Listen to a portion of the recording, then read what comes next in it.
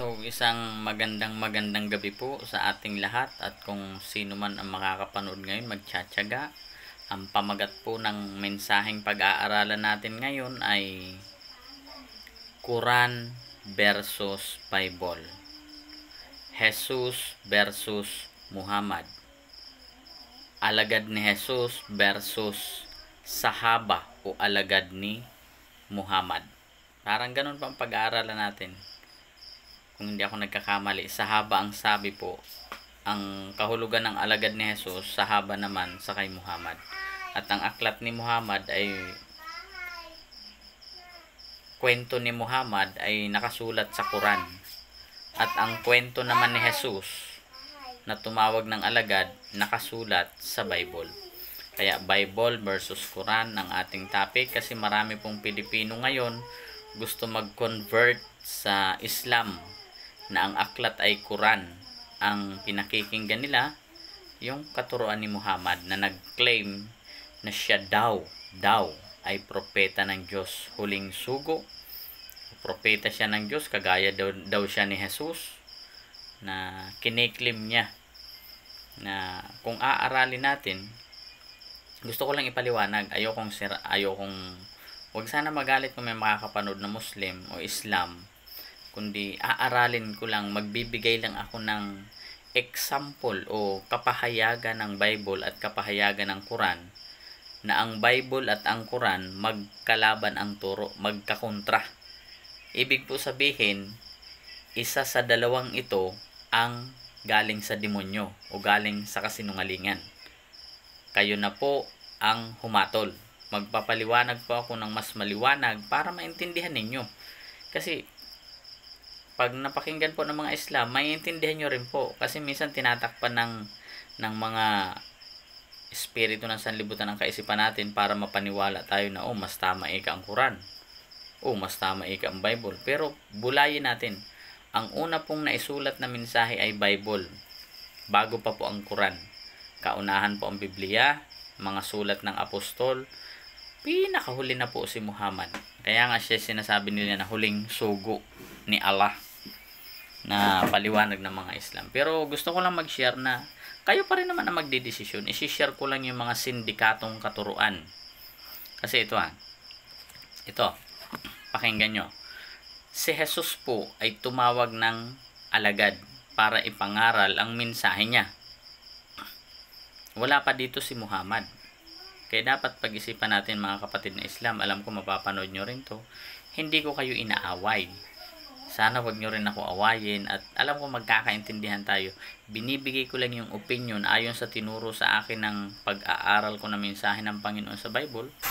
Na napakahalaga na maintindihan natin lalo na sa inyong mga kapatid na Islam. Na mga Muslim na nagtumangkilik sa aral ni Muhammad. Ang turo po kasi ni Jesus, ito basahin ko, isinulat po talaga, pumili siya ng alagad. May nakausap kasi akong Islam, sabi niya, naniniwala kami kay Jesus. Naniniwala din kami sa alagad ni Jesus. Na tinawag sila para mangaral. Sabi ko naman, ngayon, yung tinuturo ba ng alagad ni Jesus, pinaniniwalaan nyo? Hindi siya sumasagot. Sabi ko, sinasabi mo lang naniniwala ka kay Jesus, at yung mga turo ni Jesus, hindi mo naman kayang paniwalaan. So lalabas, hindi ka totally sumasang-ayon sa sinasabi ni Jesus. Pero naniniwala ka na si Jesus sugo ng Diyos. Ang kulang dito, hindi mo kayang panghawakan. Sabi ko sa kaibigan nating Islam. Marami po akong kasharing, hindi ko naman sila inaaway. Binibigyan ko lang na mas malinaw na paliwanag para mas madagdagan ang kaalaman. Pati sa mga Pilipino ngayon na gusto mag-convert ng Islam, hindi ko naman kayo pipigilan. Kasi wala akong karapatan. Kahit ang Diyos walang karapatan, pigilan kayo. Kasi ang Diyos malaya.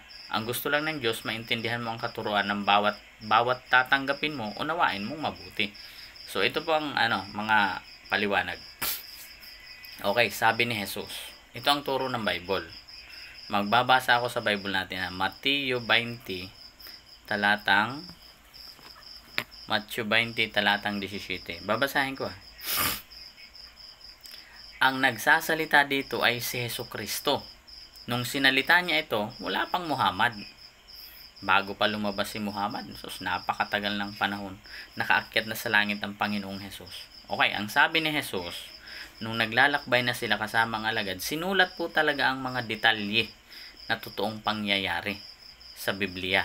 Kaya nga nakasulat sa Bible. Sabi dito, Mateo 20 talatang 17, kinikwento dito, nang nasa daan na sila papuntang Jerusalem, ibinukod ni Jesus ang 12 alagad at sinabi sa kanila, pupunta tayo sa Jerusalem. Doon, ipagkakanulo ang anak ng tao sa mga punong pari at sa mga tagapagturo ng kautusan. Hahatulan siya ng kamatayan at ibibigay sa mga hintil. Siya'y kukutyain, hahagupitin, at ipapako sa krus. Ngunit, muli siyang bubuhayin ng Diyos sa ikatlong araw. Okay, kinikwento na ni Jesus na siya talaga ang anak ng tao kasi pinanganak ni Birheng Maria. Nag-anyong tao gawa ng Diyos yun. At nung nangaral na si Jesus, sabi niya, pupunta tayo sa Jerusalem. Aanuin siya ng pare, ang sabi dito, ipagkakanulo ang anak ng tao sa mga punong pare at sa mga tagapagturo ng kautusan. Hahatulan siya ng kamatayan.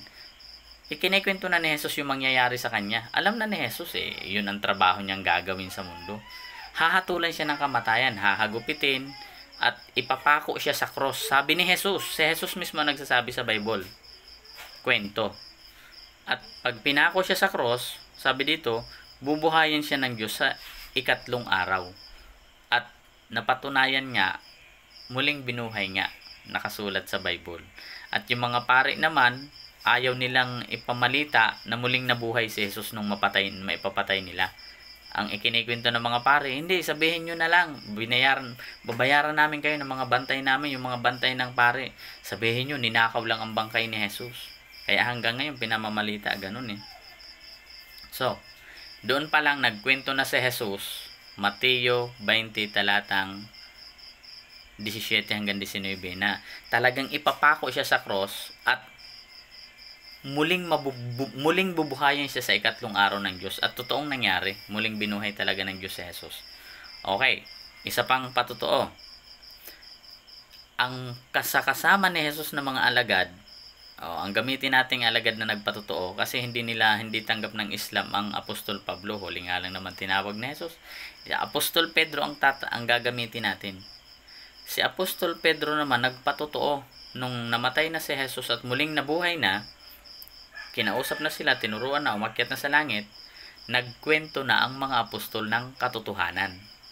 Ito na ang kwento nila. Basahin natin ha. Mga Gawa 10 talatang 39 hanggang 43. Nagchichismis na, nagkikwento na si Apostol Pedro kung ano ang buong katotohanan na pangyayari. Kinikwento na niya. Sabi ni Pedro, Gawa 10 talatang 39. Sabi na ni Pedro, saksi kami sa lahat ng ginawa niya sa lupain ng mga Hudyo at sa Jerusalem. Nagpapatotoo na si Pedro tungkol kay Jesus. Sabi na, siya'y pinatay nila. Siya ay ipinako nila sa cross. Si Pedro mismo nagkwento. Saksi kami. Kita talaga nila Pedro. Sila yung mga nagsasabi ng totoo na pinatay nila si Jesus, pinako nila sa cross. Okay, ulitin ko. Gawa 10:39. Saksi kami sa lahat ng ginawa niya sa lupain ng mga Hudyo at sa Jerusalem. Siya'y pinatay nila. Siya ay ipinako nila sa cross. Ngunit siya'y muling binuhay ng Diyos sa ikatlong araw at hinayaang makita ng mga tao. Hindi siya nakita ng lahat ng tao, subalit nakita namin siya. Kami na mga pinili ng Diyos bilang mga saksi patungkol dito ay nakasama niyang kumain at uminom pagkatapos na siya'y muling mabuhay.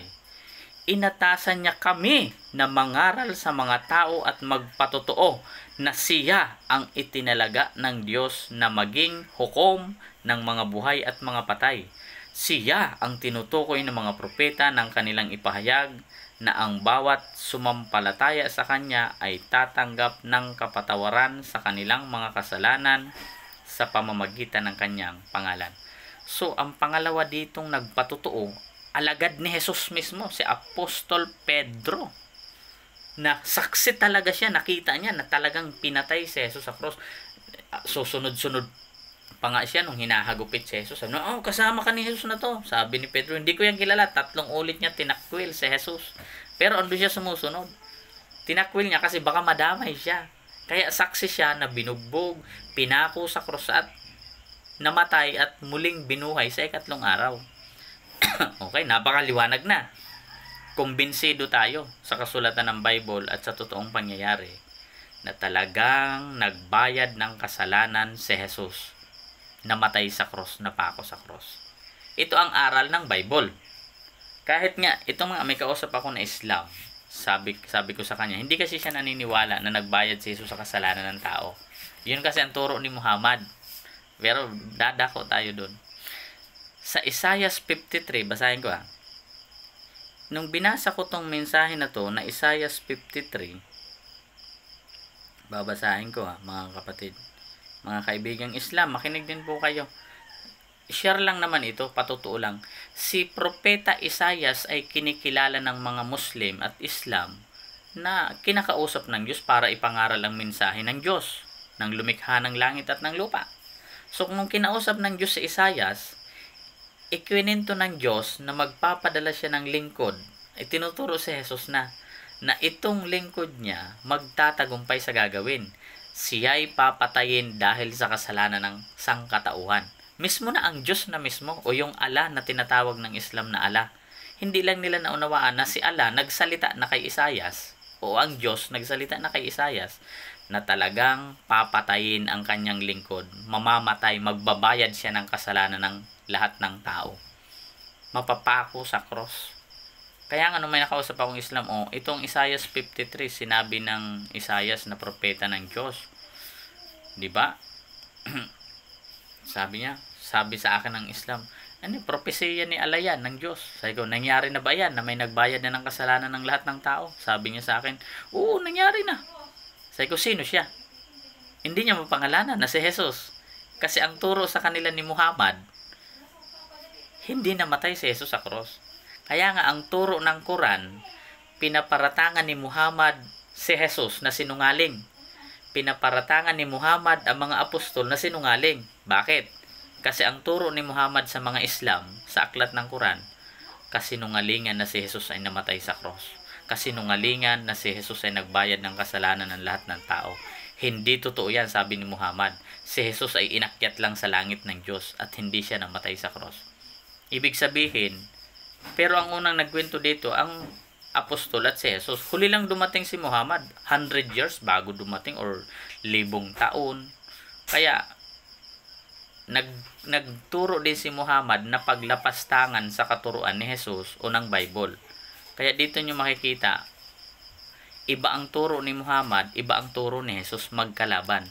Ang tinuturo po ni Jesus, namatay talaga siya sa cross at muli siyang binuhay ng Diyos sa 3 araw. Kahit na mga apostol nagkikwento. Ang turo naman ni Muhammad sa Quran, isang kasinungalingan yung katuruan ni Jesus at katuruan ng apostol. Kaya, pag-aralan ninyo mabuti mga kapatid, sino ang sinungaling? Si Jesus o si Muhammad? At si Muhammad, nakahikayat din ng alagad niya. Ang tawag sa kanila, kung hindi ako nagkakamali, dahil marami akong kasharing na Muslim, kaibigan nating Islam, nagsisharing lang kami. Ang sabi niya, ang tawag sa mga alagad ni Muhammad, sahaba, kung hindi ako nagkakamali. Ang sahaba naman, ang turo nila, kontra naman sa turo ng apostol. Kasi pare-parehas lang sila alagad. Itinuturo nila, hindi totoong namatay si Jesus sa cross. Hindi totoong nagbayad ng kasalanan si Jesus sa cross. Yun po ang pinamamalita din ni Muhammad. Ang pinamamalita naman ni Jesus at ng alagad ni Jesus, totoong napako si Jesus sa cross at totoong muling binuhay ng Diyos sa 3 araw at inakyat sa langit. Kaya magkakontra po ang turo ng Quran at ang turo ng Biblia. Magkakontra ang turo ni Muhammad at ng turo ni Jesus. Magkakontra ang turo ng sahaba at ng alagad ni Jesus. Ang turo po ng Biblia at ni Jesus at ng apostol, o alagad ni Jesus, ang turo nila, talagang namatay si Jesus sa cross, pinako at muling nabuhay bilang kabayaran sa kasalanan ng sangkatauhan, kasama ang mga Muslim. Lahat. Pero ang turo ni Muhammad, isang kasinungalingan yan. Hindi daw totoo yan. At nagpanggap si Muhammad na tinawag din siya ng Diyos para mangaral na hindi totoong namatay si Jesus sa cross. Biro mo yan, huli lang siya dumating, pinaratangan niyang mali ang turo ni Jesus at mali rin ang turo ng apostol. Kaya sa inyo mga kaibigang Muslim, Islam, wala namang problema kung hindi kayo maniniwala. Basta pinaliwanag ko lang na ang turo ni Muhammad at ang turo ni Jesus magkalaban. Pinaparatangan ni Muhammad ng propeta ninyo na kinikilala, pinaparatangan niya si Jesus na sinungaling. Pinaparatangan ni Muhammad ang mga apostol ni Jesus, mga alagad na sinungaling. Kasi ang tinuturo ng mga apostol, namatay talaga si Jesus sa cross, napako, at muling binuhay ng Diyos sa ikatlong araw. Ang turo naman ni Muhammad, isang kasinungalingan yan, hindi totoong namatay sa cross at walang Jesus na namatay at nagbayad ng kasalanan. Ang turo lang ni Muhammad, inakyat lang sa langit. Kaya dito nyo makikita, kayo na mga kapwa ko Pilipino, kung gusto nyo pang maniwala sa turo ni Muhammad, na pinaparatangan niyan sinungaling ang Panginoong Hesus natin, wala naman problema. Pero mag-ingat kayo. Ang gusto ng Panginoon, maniwala sa Kanya dapat na siya ay namatay talaga at muling nabuhay. Kasi yun ang gusto ng Panginoon. Yun ang tatanggapin niya sa langit. Yung mga maniniwala sa katotohanan ng mensahe ng Panginoon. Kasi nga, sabi ni Apostol Pablo sa unang Korinto 15, talatang 19, unang Korinto 15, 1:4, ang pinakamahalagang katuruan, si Jesus ay namatay at muling nabuhay dahil sa ating kasalanan. Biro mo yan, yun ang tinuturo ng Bible. Pero ang tinuturo ng Quran, isang kasinungalingan yan. Pinaparatangan nila na sinungaling ang turo ni Jesus at ng alagad. Okay, babasahin ko rin po yung sinabi ni Isaias. Nung wala pa si Jesus, hindi pa nag-anyong tao, mga propeta muna ang kinakausap ng Diyos o ng kinikilala ng Islam na Allah. Kasi ang paniniwala din nila, ang Allah at ang Diyos isa, yung lumikha ng langit at lupa. Ngayon, nung kinausap ni Allah si Isaias, o ng Diyos kinausap si Isaias, kwento niya. Nagkwento rin si Isaias, na kinikilala ng propeta. Mga kaibigang Islam, pakinggan nyo ang kwento ni Isaias. Magkatugma sa kwento ni Jesus at sa kwento ng apostol. Pero, kontra naman siya sa kwento ni Muhammad, na kinikilala niyong propeta. Kaya dito nyo makikita, ang sabi ni Isaias, basahin ko, Isaias 53 sa verse 6 tayo. Sabi ni Isaias, tinuturuan siya ng Espiritu ng Diyos, o Espiritu ni Allah, na tinatawag nyo, yung Allah kasi sa paniniwala nyo, at ang Diyos isa, lumikha ng langit ng lupa. Kaya, sige, ito ang gamitin natin. Kinausap ni Allah si Isaias na propeta niya, at ipinakwento, ang sabi dito, sa Isaiah 53 verse 6, tayong lahat ay tulad ng mga tupang naliligaw, nagkanya-kanya tayo ng lakad. Ngunit, ipinataw ni Yahweh sa kanya ang kaparusahang tayo ang dapat tumanggap. Ang Yahweh kasi yan ang Diyos o yan ang Allah. Tama ang kinikwento ni Isaias. Ipinataw ni Yahweh. O, gamitin natin ang salitang Allah. Sabi ni dito, kasi si Allah at si Yahweh at ang Diyos, isa lang yan. Sa paniniwala ng Islam, isa yun ang Allah at ang Diyos. Siya lumikha ng langit ng lupa. Dahil tinawag si propeta Isaias na mangaral, kaya kwento ni Isaias. Sabi ni Isaias dito, ngunit ipinataw ni Allah sa kanya ang kaparusahang tayo ang dapat tumanggap. Gamitin natin ang Diyos. Ngunit ipinataw ng Diyos sa kanya ang kaparusahang tayo ang dapat tumanggap. Pero ang nakalagay dito sa kwento, ngunit ipinataw ni Yahweh sa kanya ang kaparusahang tayo ang dapat tumanggap. Siya, tinutukoy na ni Isaias, si Jesus na to, na mag-aanyong tao. Pero hindi pa nag-aanyong tao si Jesus sa panahong ito, nung nagsasalita si Isaias. Darating pa lang, kinikwento pa lang ng Diyos o ni Yahweh kay Isaias, kasi propeta niya, tagapagsalita niya. Kinikwento sa tao, kaya nga sinulat pa Kaya mga kaibigang Islam, basahin nyo rin ang kwento ni Isaias, mga propesiya. Totoo po, hindi po nagsisinungaling si Allah o ang Diyos. Na sabi niya, sa kanya ipapataw ang parusa na dapat sana sa tao na makasalanan. Ibig sabihin, ang Jesus na ito ang tinutukoy na siya magbabayad ng kasalanan, na mamamatay talaga. Kaya nga, nagkikwento ang mga alagad ni Jesus eh. Pati si Jesus nagkwento. Di ba, binasa natin sa verse. Kaya, hindi sinungaling si Jesus. Siya talaga yung tinutukoy sa kasulatan. Sinabi mismo ni Jesus sa John, nasa Juan yun, na ang kasulatan ni Moises nagpapatotoo tungkol sa akin, sabi ni Jesus. Okay, basahin ko. Verse 6. Verse 7. Siya ay binugbog at pinahirapan. O biro mo, alam na alam ni Isaias, kasi kinikwento ng Diyos sa kanya yung mangyayari kay Jesus. Siya ay binugbog at pinahirapan, ngunit hindi kumibo kahit isang salita. Tulad ng tupang nakatakdang patayin, parang korderong hindi tumututol kahit nagupitan, at hindi umiimik kahit kaunti man. Nang siya'y hulihin at hatulan upang mamatay. Kitang-kita ni Isaias yung kinikwento ng Diyos. Nang siya'y, verse 8 po, nasa aklat din ito ninyo, yung aklat ni Propeta Isaias. Mga kaibigang Islam, basahin nyo at unawain nyo para lalo nyong mapatunayan na mali pala ang paniniwala at ang ikinikwento ni Muhammad sa kinikwento ng Diyos. Na ang kwento ng Diyos at ang kwento ni Jesus at ang kwento ng alagad ni Jesus magkakatugma, iisa. Na talagang mamamatay si Jesus sa krus at muling bubuhayin sa ikatlong araw. Papako siya sa krus. Pero si Muhammad, kalaban sa turo ng Diyos o ni Allah o ni Yahweh. Di ba? Kinukontra niya. Kaya dapat maintindihan ninyo itong mabuti para lumawak ang inyong kaisipan. Mas marami kayong matutunan. Katotohanan naman to. Verse 8. Nang sabi ni Isaias, propeta, nang siya'y hulihin at hatulan upang mamatay, wala man lamang nagtanggol sa kanyang kalagayan. Siya ay pinatay dahil sa sala ng sangkatauhan. Pero mo nagkikwento si Isaias na propeta ni Allah o ng Diyos, na siya ay pinatay dahil sa sala ng sangkatauhan. O ibig sabihin, tama si Jesus. Nung nagkwento na siya, nag-anyong tao na talagang ipapako siya sa cross, pambayad sa kasalanan. O ibig sabihin, magkakatugma ang turo ni Allah o ng Diyos o ni Yahweh at ang turo ni Jesus at ang turo ng alagad ni Jesus, si Apostol Pedro. Ibig sabihin, iisa ang turo nila. Pero pagdating sa turo ni Muhammad, na nagkiklaim na nasugo din daw siya ni Allah o ng Diyos, ay taliwas ang binabalita niya kontra sa sinasabi ng totoong propeta na si Isaias. Kontra, pati sa sinasabi ni Jesus, kakontra. Kaya pag-aralan niyong mabuti. Pinapaliwanag ko lang naman ito, kayo pa rin naman na magdidesisyon kung maniniwala kayo sa kasinungalingan o sa katotohanan. Ako bilang tinawag ng Panginoon para lang magpaliwanag. Hindi ko naman pwedeng hawakan kayo sa leg, maniwala na kayo kay Jesus. Hindi pwede.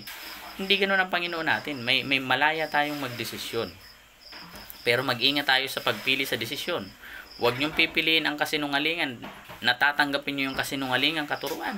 Tanggapin natin yung katotohanan. Binigyan tayo ng Panginoon ng kaisipan para matuto magdesisyon ng tama. Okay, sabi sa verse 8, nang siya'y hulihin at hatulan upang mamatay, wala man lamang nagtanggol sa kanyang kalagayan. Walang nagtanggol eh. Mga apostol nga noon, takbuhan eh. Si Jesus lang talaga ang humarap. Di ba? Si Jesus lang. Kaya walang dumamay. At kalooban talaga ng Diyos yun. Kasi si Jesus lang ang ipambabayad sa kasalanan ng lahat ng tao. Pansinin ha. Makinig mga kaibigang Islam. Isaiah 53 verse 8. Sabi ni Propeta Isaias. Na kinikilala rin yung propeta to. Kaya dapat yung pakinggan. Nang siya'y hulihin at hatulan upang mamatay, wala man lamang nagtanggol sa kanyang kalagayan. Siya ay pinatay dahil sa sala ng sangkatauhan. Siya'y inilibing na kasama ng masasama at mayayaman, kahit na siya'y walang kasalanan. Walang kasalanan si Jesus eh. O nagsabi man ng kasinungalingan. Sinabi ni Yahweh. Verse 10, ito mga kaibigang Islam. Sabi ni Isaias, kinikwento niya yung sinasabi sa kanya ni Allah o ng Diyos o ni Yahweh. Sabi niya, sinabi ni Yahweh, ang kanyang paghihirap ay kagustuhan ko. Kagustuhan ng Diyos na mahirapan si Jesus sa cross. Trabaho kasi ni Jesus na ialay ang buhay niya. Ito, nagpapatunay na. Sabi ni Propeta Isaias, Isaiah 53 verse 10, sinabi ni Yahweh, ang kanyang paghihirap ay kalooban ko. Ang kanyang kamatayan ay handog para sa kapatawaran ng kasalanan. Oh, kinikwento na ng totoong propeta ito ng Diyos ni Allah na sinasabi niyo mga kaibigang Islam. Si Isaias, kilalang kilala niyo to. Na sabi niya, sabi ni Isaias, ang kanyang kamatayan ay handog para sa kapatawaran ng kasalanan. O di totoong namatay talaga si Jesus. Propesiya pa lang to, mangyayari pa lang at talagang nangyari. Kasi itinakda ng Diyos, pag itinakda ng Diyos na mangyayari talaga. Kaya nga nangyari talaga kay Jesus. Namatay at muling binuhay sa ikatlong araw. Ulitin ko, Isaiah 53 verse 10, sinabi ni Yahweh, ang kanyang paghihirap ay kalooban ko. Ang kanyang kamatayan ay handog para sa kapatawaran ng kasalanan. Dahil dito'y mabubuhay siya ng matagal. Dahil dito, makikita ang lahat ng susunod sa kanya. At sa pamamagitan niya, maisasagawa ang aking panukala. Sa pamamagitan ni Jesus, naisagawa ng Diyos ang panukala niya. Pagkatapos ng mahabang pagdurusa, muli siyang lalasap ng ligaya. Nasa piling na ngayon ng Diyos ang ating Panginoong Jesus. Malalaman niyang hindi nawalan ng kabuluhan ang kanyang pagtitiis. Hindi nawalan, maraming naniwala kay Jesus. Sabi pa dito,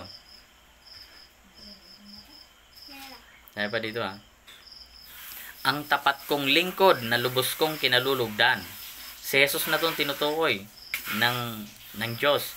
Ang tapat kong lingkod na lubos kong kinalulugdan, ang siyang tatanggap sa parusa ng marami. At alang-alang sa kanya sila'y aking patatawarin. So tama ang mga kinikwento ng apostol sa Bible ng alagad ni Jesus, na dahil kay Jesus, dahil sa dugo niya, pinatawad na ng Diyos ang mga makasalanang tao. At ang maniniwala lang ang makakatanggap ng kapatawaran. So ngayon, mga kaibigang Islam, na nawa may natutunan kayo na yung kwento naman ng Quran na katuruan ni Muhammad, pinaparatangan niya sinungaling si Yahweh, sinungaling si Allah, sinungaling ang Diyos, na nagsasabing talagang magbabayad ng kasalanan itong si Jesus, yung lingkod niya. Kaya kayo pa rin na magdesisyon. Pinapaliwanag ko lang ito, tinuro lang sa akin ng Panginoon para ipaliwanag sa inyo. Hindi naman ako magdidesisyon Kayo rin naman. Ang gusto lang ng Panginoon natin, maipasiwalat na totoong namatay talaga si Jesus, napako sa cross, at sa may ikatlong araw, muling binuhay. Ito madalas ginagamit ninyo mga kaibigang Islam, at sa inyo mga Pilipino baka gusto nyo pa uling magpa-convert sa Islam, wala namang pipigil sa inyo. Pinaliwanag ko lang na ang turo ng Islam o ni Muhammad, pinaparatangan niya na sinungaling ang Diyos, sinungaling si Jesus, sinungaling ang alagad ni Jesus. Kasi ang turo ni Muhammad ng Quran, hindi totoong naipako sa krus si Jesus. Yun lang. Kayo na magdidesisyon kung gusto nyo parang umanib doon, wala namang problema. Ako bilang lingkod ng Panginoon, wala akong karapatan pumigil kahit ang Diyos nga hindi kayo pipigilan.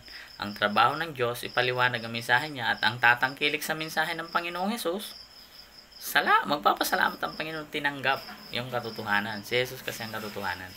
Kaya mag-ingat tayo kapatid sa mga pinaniniwalaan natin. Dapat inaaral muna natin, pinakikinggan muna mabuti yung mga katuruan nila. At para matuklasan mo kaagad kung kasi may mga Muslim akong kakwentuhan, mga Islam, sabi nila, hindi, ang turo ni Jesus at ang turo ni Muhammad, iisa lang. Sabi ko, mali. Pinaparatangan nga ni Muhammad si Jesus na sinungaling. Sinabi ni Jesus na siya ipapako sa cross. Si Jesus na mismo nagsabi. Pati mga alagad nagsabi, saksi kami, nakita namin, pinako nila si Jesus sa cross. Diba? Sinabi ni Pedro sa Gawa 10, talatang 39 to 43. Binasa natin kanina, napakaliwanag. Kaya ang Bible at ang Quran magkakontra ng turo. Sana makarating din ito sa ating kapatid na si Brother Robin Padilla, na mas malinaw sa kanyang kaisipan na ganun pala, pinaparatangan pala ni Muhammad na mali ang turo ni Jesus, mali ang turo ni Allah, mali ang turo ni Yahweh, mali ang turo ng Diyos na kumausap kay Isaias. Kasi kwininto ni Isaias, mamamatay talaga siya dahil sa kasalanan ng sangkatauhan. Pero ang turo ni Muhammad, hindi totoong namatay si Jesus. Kaya nagpapaliwanag lang tayo. Wala naman tayong karapatan na maghusga. Gusto ko lang ipaliwanag ito. Binigay lang revelation sa akin ng Panginoon. Kung kayo po na bless at may natutunan kayo, i-share nyo po. Pakalatin natin ang mensahe ng Panginoon na mas marami ang makaintindi, makaalam para hindi na sumunod sa mga maling turo. Ang trabaho, kaya pala ang mga apostol ipinapatay ng mga pari, na mga naglilingkod sa Diyos din. Mali nga lang ang pagkaunawa. Akala kasi nila naglilingkod sila sa Diyos. Pero nung binigay na ng Diyos sa Jesus, pinapatay naman nila. Kasi hindi nila matanggap ang turo ng Panginoong Jesus, na siya yung sugo ng Diyos na tagapagligtas.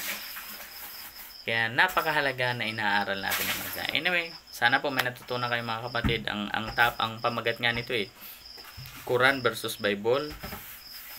Kasi magkakontra ang turo nila. Pagamat, kung gusto niyo basahin din ang Quran, basahin niyo rin at lalabas doon. Ang kwento talaga ni Muhammad, hindi totoong naipako si Jesus sa cross. Hindi totoong nagbayad si Jesus sa kasalanan ng mundo.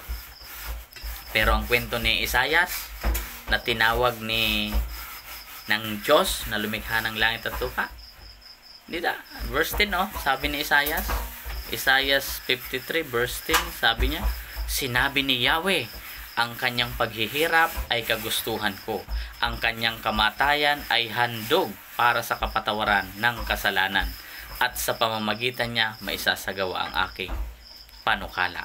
O, di ba? Napakaliwanag. Asan pa dito? Ang tapat kong lingkod na lubos kong kinalulugdan ang siyang tatanggap sa parusa ng marami. Si Jesus ang tumanggap sa parusa natin. Ang tinutukoy na marami, yung naniwala lang. Pero yung hindi naniwala, hindi nila matatanggap. Mapupunta sila ng impyerno. Yung ayaw lang maniwala na si Jesus ay namatay at muling nabuhay para sa kasalanan niya, yun lang ang mapupuntang impyerno. Yung ayaw sumampalataya kay Jesus. Kaya nga sabi ni Jesus sa John 3:16, gayon na lamang ang pag-ibig ng Diyos sa sinukob sa lahat ng tao, na isinugo o ibinigay ang kaisa-isa niyang pinakamamahal na anak, na yung sino man na sumampalataya sa Kanya ay hindi mapahamak, kundi magkaroon ng buhay na walang hanggan, kaligtasan. Mga kapatid, may natutunan kayo. Kung na-bless po kayo, i-share nyo po, pakalatin natin para maabot ang mga kaibigan nating Islam, Muslim, Pilipino. Ang mensaheng ito hindi lang para sa Islam, hindi lang para sa Pilipino, para sa lahat ng tao. Kasi ang demonyo po, kumikilos din, nagpapanggap siya, kinakausap din niya. Naranasan ko, kausapin ako ng demonyo at gumagamit din ng verse ng Bible. Nung matuklasan ko na sala ang turo niya sa akin, pinalayas ko sa pangalan ni Jesus, layas agad. At ang grabe, mga pandarayang ginawa niya sa akin. Pero salamat sa Panginoon na ipunbok na niya sa akin ang mensahe niya. Kaya hindi na niya ako kayang pasunod din sa gusto niya. At layas agad siya. Kaya ako, kung magpapatuto ako sa inyo, sa dami ng himalang ginawa sa akin ng Panginoon, hindi ko na kailangan ng patutuo ng sino mang tao para hikayatin akong maniwala na totoo si Jesus. Kasi alam ko, totoo talaga ang Panginoon. Ang dami ng ginawang himala sa buhay ko. Kaya hindi na ako pwedeng pagsabihan pa ng sino mang tao na maniwala kang totoo ang Panginoon. Kasi alam ko totoo talaga. Binayaran niya ako, ikaw, at ang lahat ng tao. Kaya ang tagapagligtas, isa lang, ang ating Diyos Ama sa pamamagitan ng Panginoong Hesukristo na pinadala para ipako sa cross, para mamatay at muling buhay sa ikatlong araw bilang kapatawaran sa ating mga nagawang kasalanan. Kaya kung may papupurihan tayo, pasasalamatan, sasambahin, walang iba kundi ang Diyos na pinagmumula ng lahat, na siya yung may plano ng lahat. Kaya nga sabi ng Diyos kanina, sinabi sa Isaiah 53 verse 11, sa pamamagitan niya maisasagawa ang aking panukala. Sa pamamagitan ni Jesus maisasagawa ang panukala ng Diyos. At natanggap na natin dahil naintindihan na natin na napako nga talaga ang Panginoong Yesus sa cross alang-alang sa ating mga nagawang kasalanan. Siya na po ang tumanggap ng parusa natin. Kaya nasa iyong desisyon kapatid, Islam ka man, Katoliko ka man, born again ka man, sino ka man, karapatan mo ang mamili ng tamang paniniwala, ang maniwala kay Jesus o hindi. Sabi nga ni Jesus sa John 3:16, sino man na sumampalataya, ligtas. Kaya anuman ang relihiyon mo, basta sumampalataya ka lang talaga kay Jesus, maniwala ka na namatay siya at muling nabuhay para sa kasalanan mo, ligtas ka talaga. Si Jesus na may sabi niyan, John 3:16. Kaya nga ang turo ni Jesus, sabi ni Jesus sa John 3:17, isinugo ng Diyos ang kanyang anak sa sanlibutang ito, hindi para parusahan sila, hindi para parusahan ng tao, kundi upang iligtas ito sa pamamagitan niya. Kaya nga, isinugo ng Diyos si Jesus para iligtas ang lahat ng tao. At nagawa na niya, nabayaran na tayo sa cross. Kaya yung demonyo, galit na malaman yan. Kaya nga, nagsasabi, hindi totoo yan, hindi totoong namatay si Jesus sa cross. Samantalang totoo naman. Kaya nga, sabi ni Jesus, siya talaga pinadala ng Diyos para iligtas ang lahat ng tao. Juan 3:17. Si Jesus na mismo nagsabi, kaibigang Islam, mga Pilipino, sino ka man, ano man ang relihiyon mo, si Jesus na mismo nagsabi. Nagtagumpay na po si Jesus, nagawa na niya, nailigtas na tayo. Kailangan na lang aralin mong mabuti para basahin mo ang mga mensahe niya para mahikayat ang kaisipan mo na totoo nga pala, nailigtas na tayo ni Jesus. Okay, God bless you po mga kapatid. Salamat po. Share nyo po, ipakalat natin ang tamang mensahe ng Panginoon Jesus at ng ating Diyos na buhay. God bless you. Pray muna tayo.